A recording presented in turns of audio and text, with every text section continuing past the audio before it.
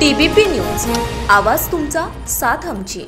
अवताडे, हांडेवाडी आणि होळकरवाडी परिसरातील थिटेवाडी या ठिकाणी स्वयंभू आणि पांडवकालीन शिवजी आणि पार्वती मातेचे एकत्रित 2 लिंग असलेले एकमेव भव्य दिव्य असं मंदिर आहे। पवित्र देवस्थानाच्या मंदिराचं काम अतिशय मोठ्या स्वरूपात असून लोकवर्गणीतून खूप चांगल्या पद्धतीने भव्य दिव्य स्वरूपाचं चालू आहे।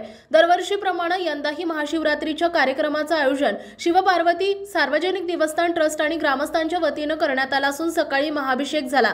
त्यानंतर दुपारी अवताडेवाडी, हांडेवाडी, होळकरवाडी, महादेववाडी, वडाची वाडी, उंडरी या गावातील भजनी मंडळाच्या सहकार्याने भजनाचा कार्यक्रम करण्यात आला।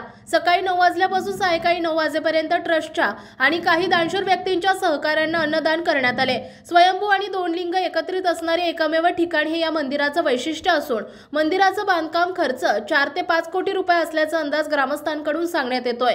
सायंकाळी 8च्या महाआरतीनं या कार्यक्रमाची समाप्त सांगता होते।